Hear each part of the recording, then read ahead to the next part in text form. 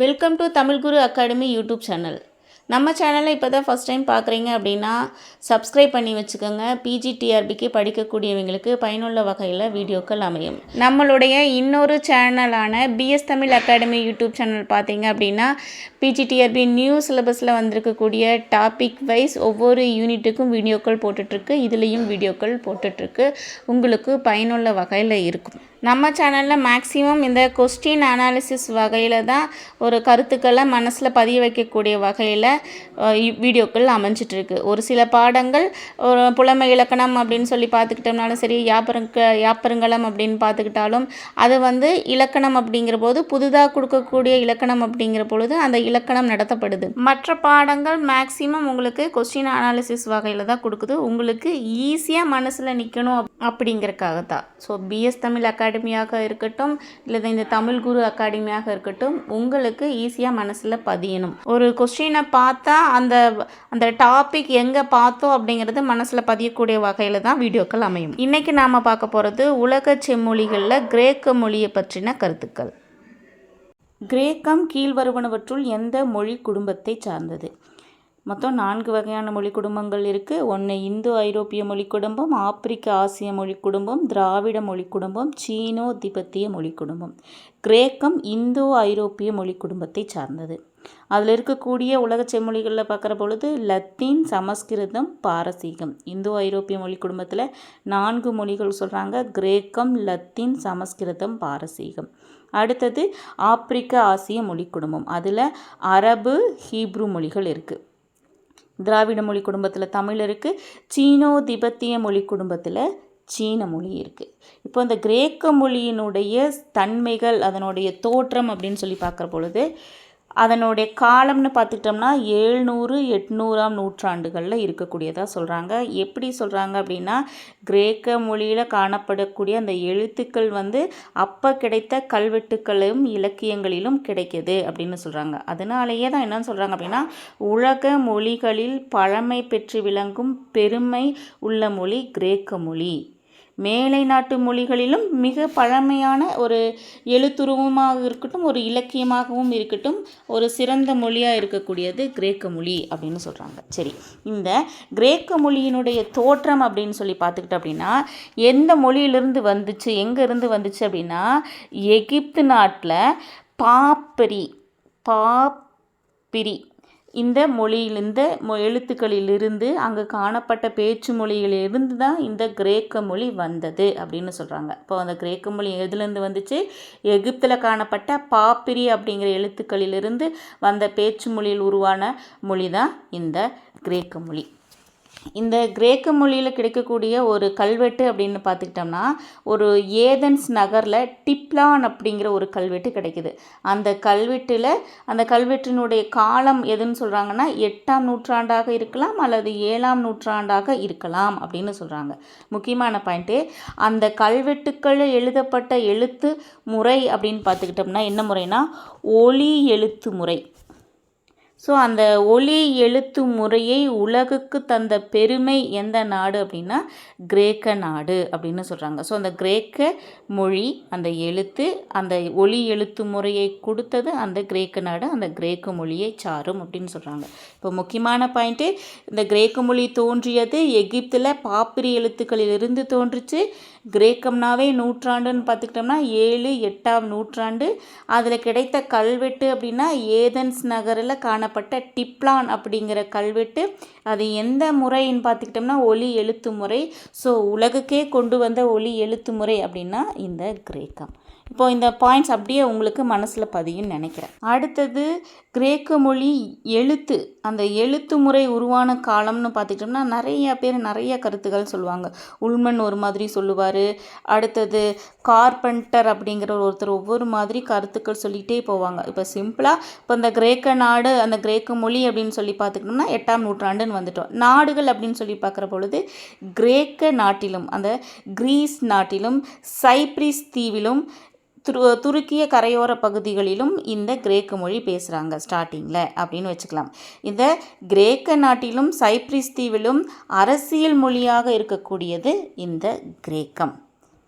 இந்த கிரேக்க மொழியினுடைய எழுத்து முறை அப்படின்னு சொல்லி பார்த்துக்கிட்டோம்னா உயிரெழுத்துக்கள் 5 இருக்குது. அடுத்தது மெய்யெழுத்துக்கள் 10 இருக்குது. மெய்யெழுத்துக்கள் 10 இருக்குது, உயிரெழுத்துக்கள் 5 இருக்குது. அப்போ மொத்தம் 15 இருக்குது. இதில் முக்கியமாக நெட்டெழுத்துக்கள் இல்லை. கிரேக்க மொழியில் நெட்டெழுத்துக்கள் இல்லை. அடுத்தது கிரேக்க மொழியினுடைய கிளை மொழிகள் அப்படின்னு சொல்லி பார்க்குற பொழுது 4 கிளை மொழிகள் இருந்ததாக சொல்கிறாங்க. அயோனிக் மொழி, அட்டிக் மொழி, டோரிக் மொழி. இந்த ஒரு 3 மொழிகள் பற்றி சொல்லியிருக்காங்க. அதில் பார்த்துக்கிட்டு அப்படின்னா அந்த அயோனிக் மொழியில் தான் இந்த ஹோமர் எழுதிய இலியட் ஒடிசி அப்படிங்கிறது இந்த அயோனிக் மொழியில் தான் வந்திருக்கு அப்படின்னு சொல்கிறாங்க. அடுத்தது டோரிக் மொழி. டோரிக் மொழி அப்படிங்கிறது ஒரு வகையான உணர்ச்சி பாடல்கள் நிறைந்த ஒரு மொழிக்கு சொல்கிறாங்க. அடுத்தது அட்டிக் மொழி அப்படிங்கிறது உரைநடை நூல்கள் தோன்றிய மொழியாக சொல்கிறாங்க. உரைநடை நூல்கள் தோன்றிய மொழியாக அட்டிக் மொழியை சொல்கிறாங்க. டோரிக் மொழியில் ஒரு வகையான உணர்ச்சிகள் அமைந்த பாடல்கள் நிறைந்த மொழியாக சொல்கிறாங்க. இப்போது இந்த கிரேக்கம் கீழ்வருவனவற்றுள் இருக்கக்கூடிய எந்த மொழி குடும்பம் அப்படிங்கிற போது இந்து ஐரோப்பிய மொழி குடும்பத்தை கிரேக்க மொழியினுடைய சிறப்புகளை பார்த்தாச்சு. அடுத்த கொஸ்டின், கிரேக்க இலக்கிய வளர்ச்சியை தமிழ் அண்ணல் எத்தனை வகையாக பிரிக்கிறார்? இது ஒரு 7ன்னு போட்டுக்கலாம்.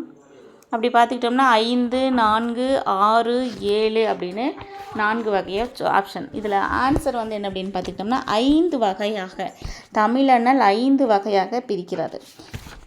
ஃபஸ்ட்டு வந்து காப்பிய காலம். அந்த கால வளர்ச்சியை காப்பிய காலம் அப்படின்னு 900லிருந்து 700 வரைக்கும் இருக்கக்கூடிய கிமு 900லிருந்து 700 வரைக்கும் இருக்கக்கூடிய மொழியை காலகட்டத்தை காப்பிய காலம் அப்படின்னு சொல்லி பிரிக்கிறாரு. அடுத்தது தன்னுணர்ச்சி பா காலம்.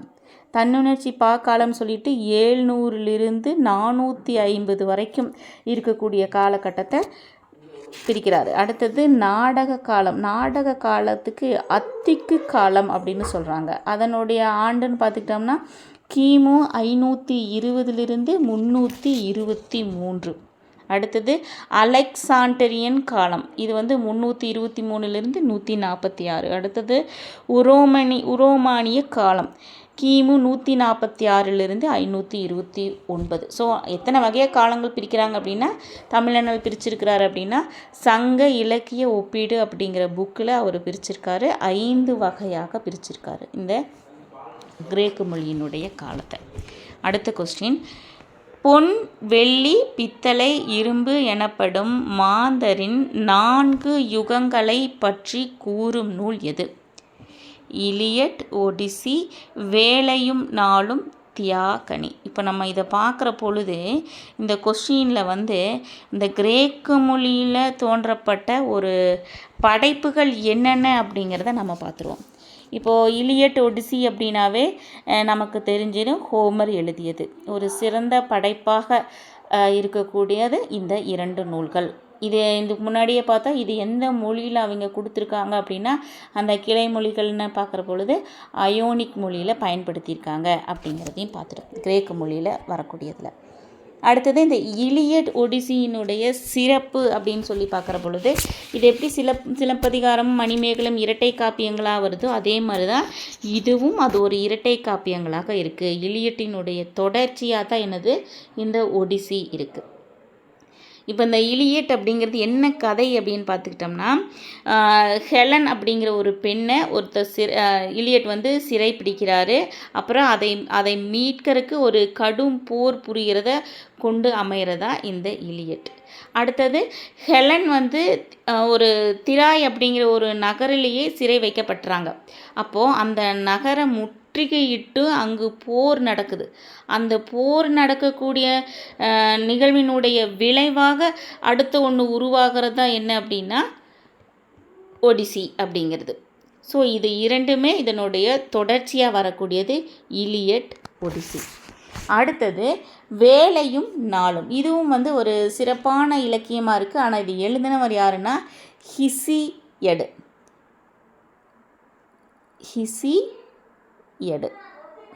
அவர் தான் இந்த 2 நூல்களையுமே எழுதியிருக்காரு. இவரும் என்னது அப்படின்னா ஒரு கிரேக்க காப்பிய கவிஞர் அப்படின்னு சொல்கிறாங்க. இந்த வேலையும் நாளும் அப்படிங்கிறது என்ன அப்படின்னா ஒரு நெடும் பாட்டாக 4 பகுதிகள் கொண்ட நெடும் பாட்டாக பிரிக்கிறாங்க இந்த வேலையும் நாளும். அதில் முதல் பகுதி என்னவா சொல்கிறாங்க அப்படின்னா ஒரு நீதி போதனை செய்யக்கூடிய கருத்தாக சொல்கிறாங்க. அடுத்தது ஒரு பண்ணை தொழில், ஒரு விவசாயம் பண்ணை தொழில் நடத்துகிறத 2ஆம் பகுதியில் கொடுக்குறாங்க. அதில் கடற்பயணம், அந்த பண்ணை தொழில் நடத்துகிறது, அதே சமயத்தில் கடல் பயணம் போகிறதும் இந்த 2ஆம் பகுதியில் கொடுக்குறாங்க. 3ஆவது பகுதியில் என்ன சொல்கிறாங்க அப்படின்னா சித்தாந்தங்கள் பற்றி போதிக்கப்படுது. 3ஆவது பகுதியில் சித்தாந்தங்கள். 4ஆவது பகுதியில் ஒரு மூட நம்பிக்கைகள் மலிந்த மாதிரி அந்த கதையை கொண்டு போயிடுறாங்க. என்ன அப்படின்னா ஒரு அதிர்ஷ்டம், இழப்பு, காரணம், இதை மாதிரி கொண்டு போகிறாங்க இந்த வேலையும் நாளும். யாருன்னா ஹிசியடு. அடுத்தது தியாகனி. இதுதான் ஆன்சர். இந்த தியாகனி எழுதினவர் யார் அப்படின்னா ஹிசியட். இதில் தான் என்ன சொல்கிறாங்க அப்படின்னா பொன், வெள்ளி, பித்தளை, இரும்பு இதை வச்சு மாந்தர்களினுடைய 4 யுகங்களை பற்றி விளக்கும் வகையில் அமைந்த நூல் தான் தியாகனி. இது ஒரு கடவுளினுடைய வரிசையும் பற்றி சொல்கிறாங்க, போர் பூசல்களையும் பற்றி சொல்லக்கூடிய வகையில் இந்த படைப்பு அமைந்திருக்கு. இதில் முக்கியமாக என்ன அப்படின்னா ஒருத்தருனுடைய, அதாவது ஒரு உண்மையான ஒரு உழவரினுடைய இயல்பை காட்டும் வகையில் இந்த படைப்பு அமைஞ்சிருக்கு.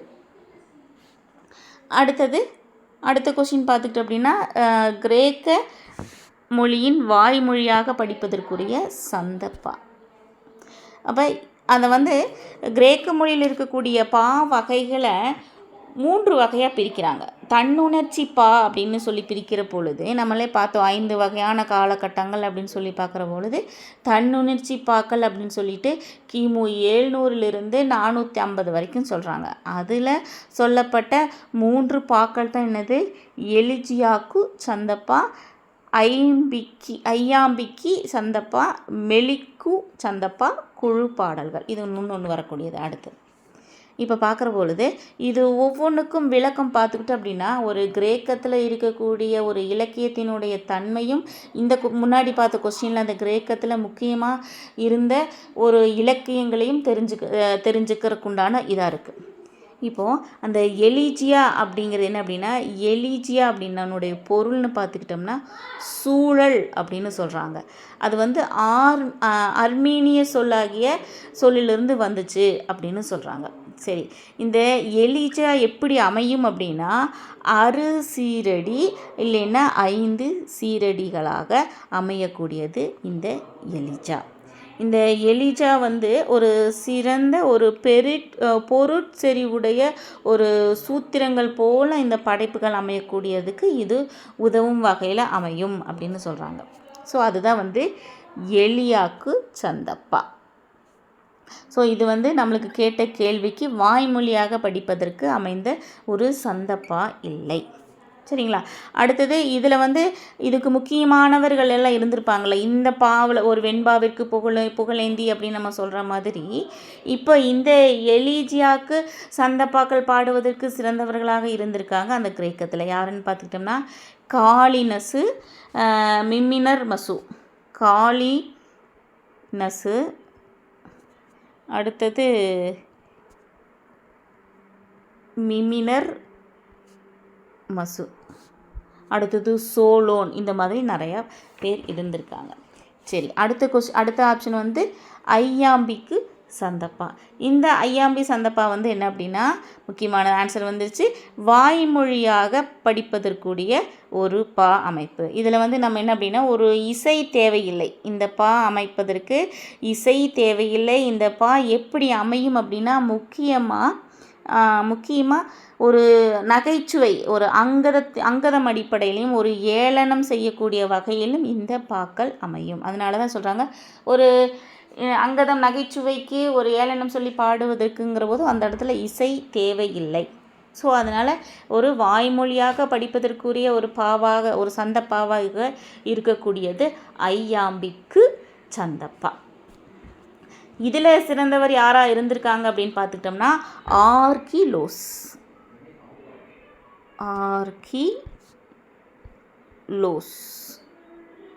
இதில் வந்து ஐயாம்பிக்கு ஒரு சிறந்த புகழ்பெற்ற ஒரு கவிஞராக இருந்திருக்காரு. அடுத்ததும் பார்த்துக்கிட்டோம்னா மெலிக்கு சந்தப்பா.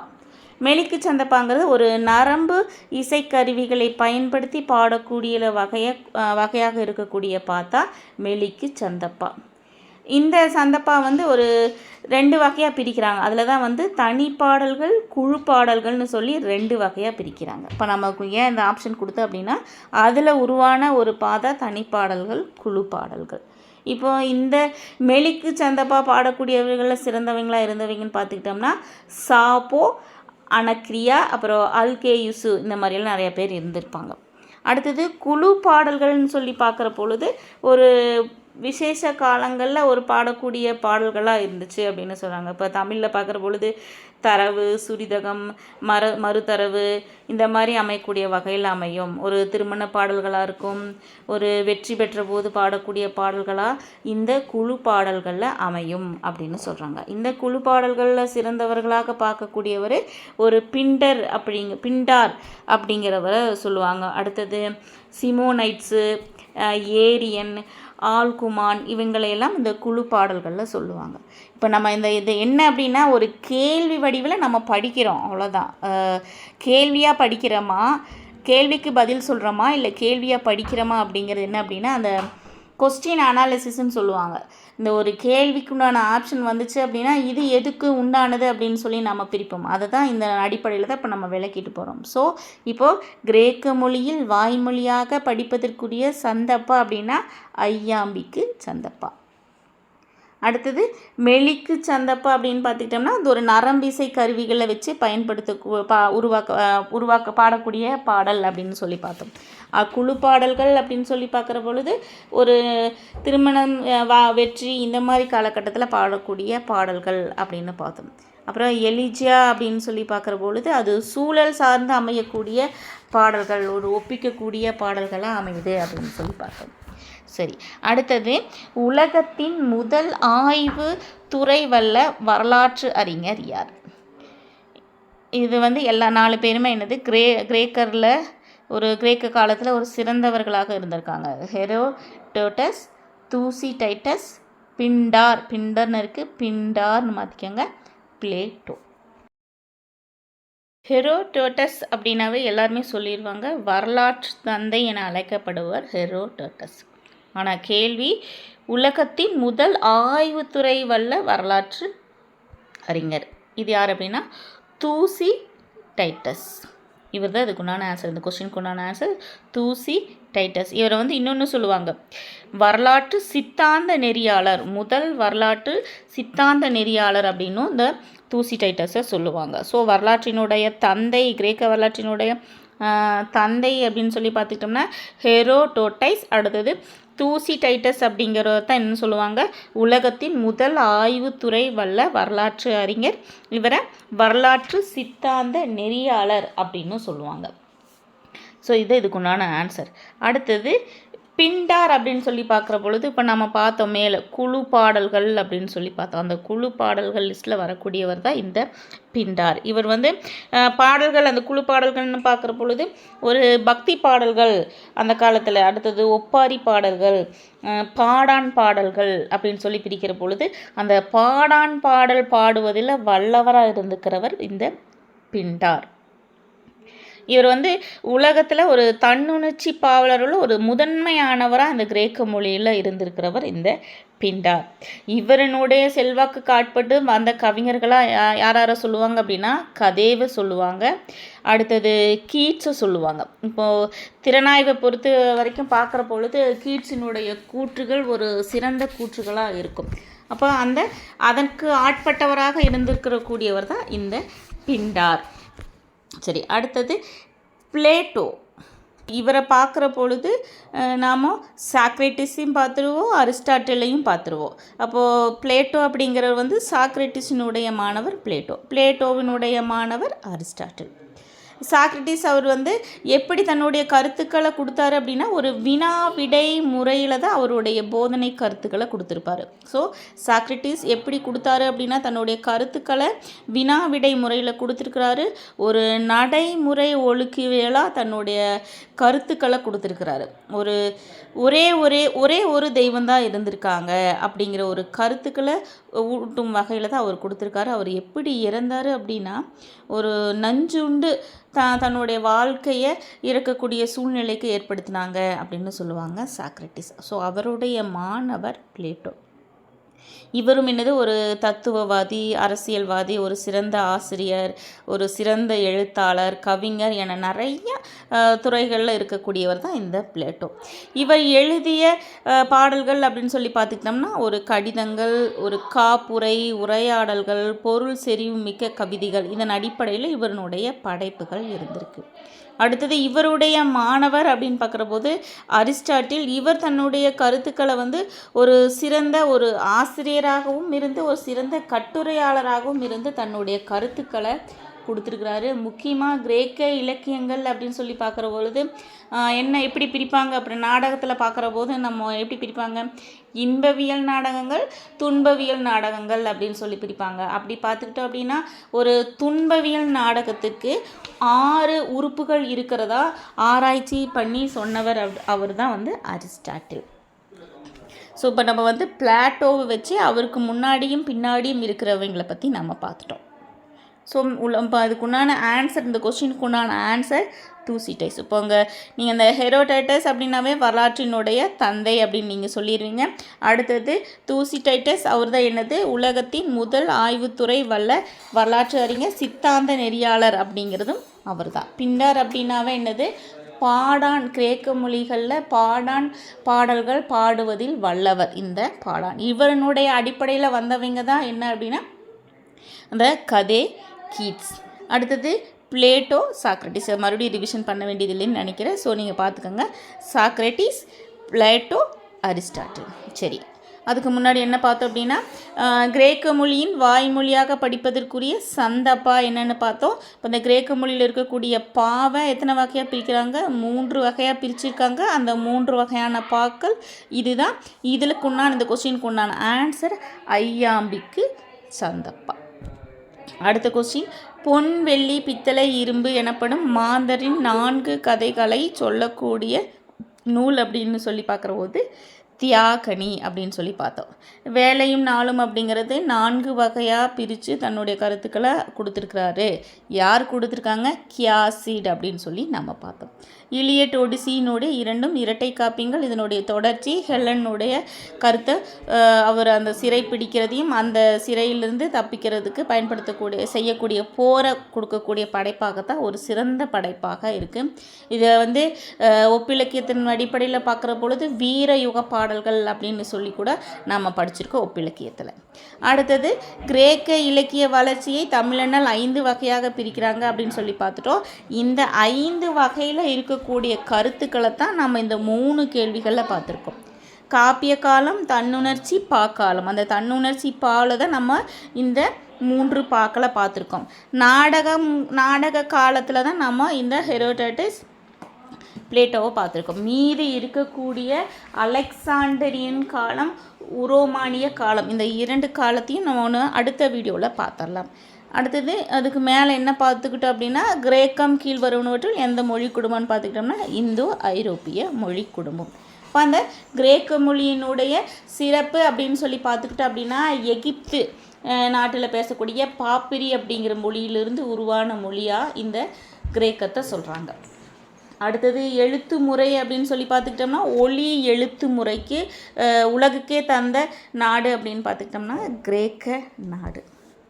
வேறு அதனுடைய சிறப்புகள் அப்படின்னு சொல்லி பார்க்குற பொழுது அந்த எழுத்து முறை என்ன எழுத்து அப்படின்னா உயிரெழுத்துக்கள், மெய்யெழுத்துக்கள். உயிரெழுத்துக்கள் 5 இருக்குது, மெய்யெழுத்துக்கள் 15 இருக்குது, நெட்டெழுத்துக்கள் இதில் இல்லை.